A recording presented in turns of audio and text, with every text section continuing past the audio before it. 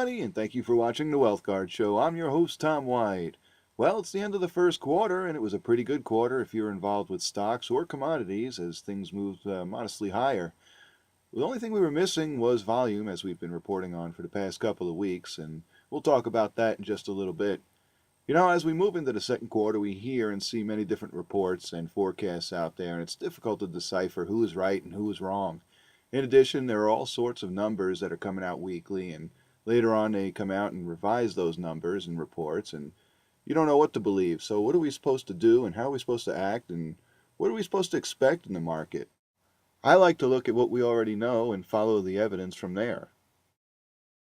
And we're going to discuss three things that we already know. First, the US dollar and commodities move in the opposite direction. That makes sense since most commodities are priced in US dollars, so as the US dollar weakens, I would demand more of those weak dollars for the same unit of commodities, such as a barrel of oil. Number two, commodities and interest rates move in the same direction. Interest rates, I'm talking about 10-year Treasury yields, and commodities going back into the 60s, you can see the relationship there and that they do move generally in the same direction.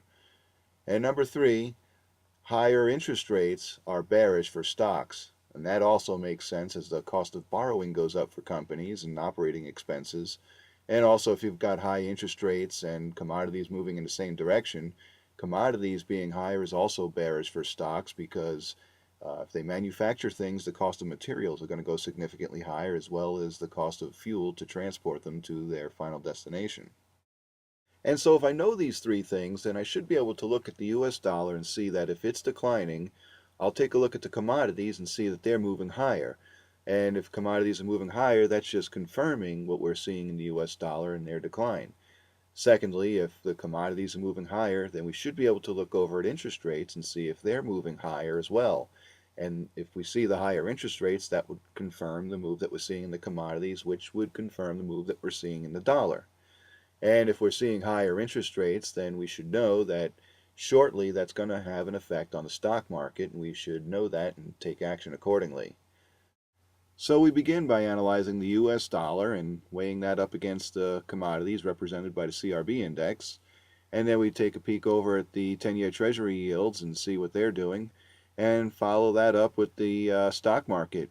And we find the number of positives and the number of negatives, and we try to make a logical conclusion by weighing them against each other. So we begin with the US dollar. And chart 1 of the US dollar, the daily chart shows point 1, the stochastics are negative. We gave it a red mark as they're turning and reversing course and heading back down again. Had one viewer write in this week and mention that the US dollar was going to head down, and so sure enough, the day that they wrote in, it did head down and nailed it right on the head. So you can start to see that it's developing another downtrend line here, and looks like it's going to start heading a lot lower. And a look at the MACDs and histogram bars. Point 1 shows us the MACDs are neutral. Histogram bars, they're flat. There's really not a lot going on here. We gave this one a yellow mark. And up top, the relative strength index shows us much of the same thing, as it's flat, not much direction here. We gave this one a yellow mark. And a look at the weekly chart. Point 1 shows stochastics. They're negative. They're not looking very convincing here at all as they continue lower. They're in oversold territory, but it looks like they're going to remain here for a while. We easily gave this one a red mark. And point 1 shows here that the MACDs, they're negative, and the histogram bars, they're flat and negative, and they continue lower, so we gave this one a red mark too. And up top, the relative strength index continues to decline. It looks very weak here, not a lot going on, so we gave this one a red mark. And so summing things up for the US dollar, we analyzed daily charts and the weekly charts. On the daily charts, we found the stochastics were negative. We gave them a red mark. MACDs and the relative strength index were both neutral. We gave those a yellow mark. And on the weekly chart, stochastics, the MACDs, and the relative strength index were all weak. We gave them a red mark.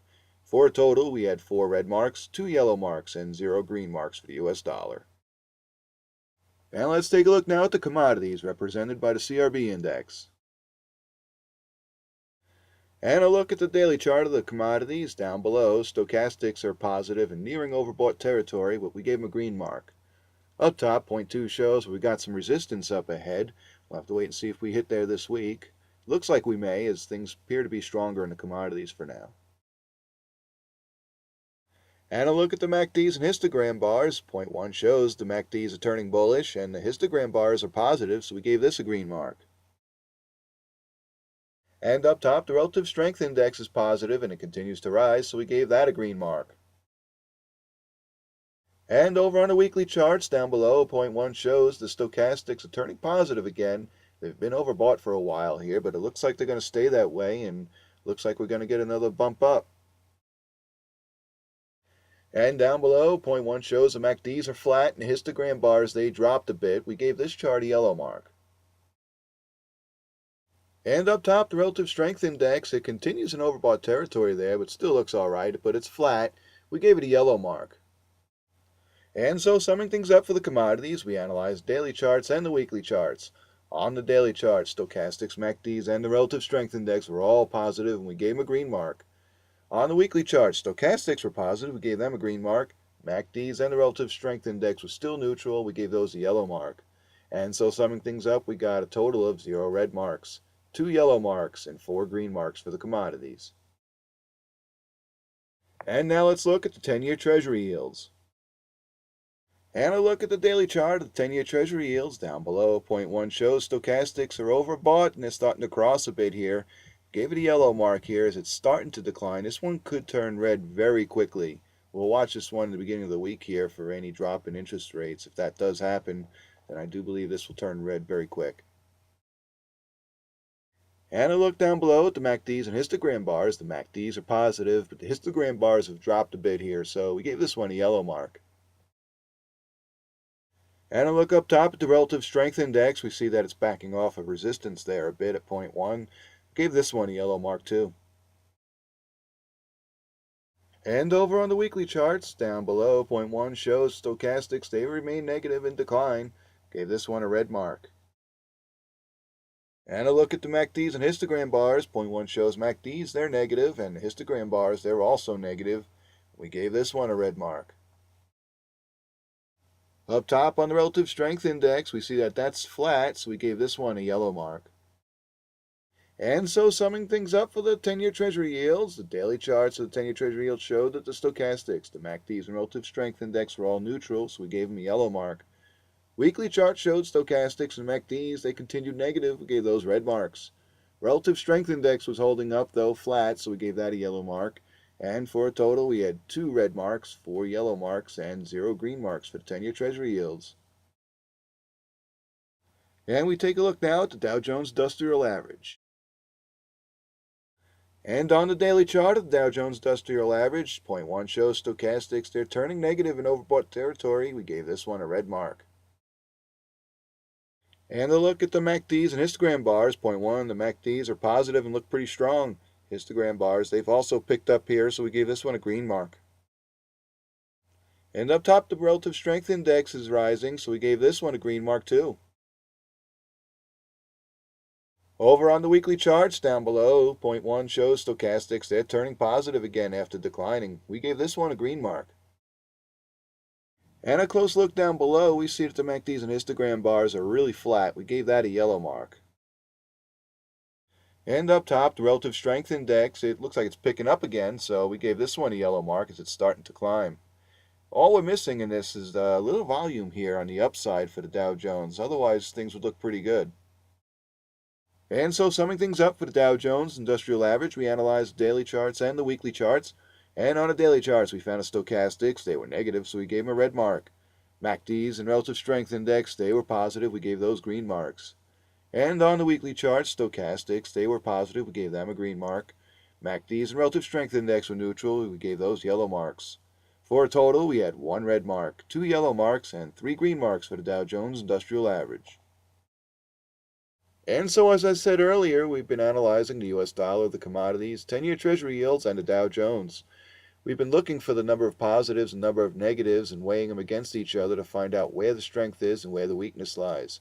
And for this week, we saw that the commodities, we had 4 green marks and 2 yellow marks with 0 red marks. So that came in first place. And we had 3 green marks, 2 yellow marks, and 1 red mark for the Dow Jones, too, so that came in second place. And third place, we had 10-year Treasury yields. We had 0 green marks, 4 yellow marks, and 2 red marks. And in last place, we had the US dollar. As one viewer had noted earlier in the week, we had 0 green marks, 2 yellow marks, and 4 red marks. And let's take a look at the market gauge now. The object here is to be as far in the right column in positive territory as possible, and as far away from the negative column in negative territory as possible. And for this week, we had the commodities coming in first place. It was mostly positive, so we put that mainly in the positive column here.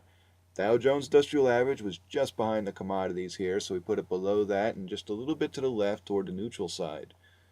And coming in third place was 10-year Treasury yields. They were lagging a bit here, and we put that mostly in a neutral column with a little touch of negative here, a little touch of red.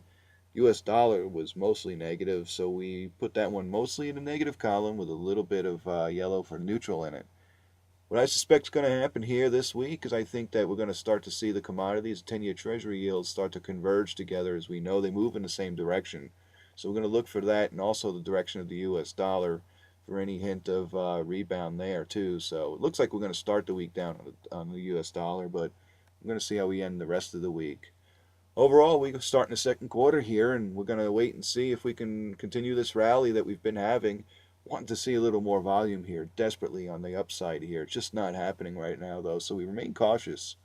But the strength does seem to be in the commodities, at least on the short term here, although we are near a short-term top as well. So stay tuned. We got the IBD portfolio coming up next, and we had a heck of a week here, and we're up over 14% since January 28th here. And stay tuned to see how we did it.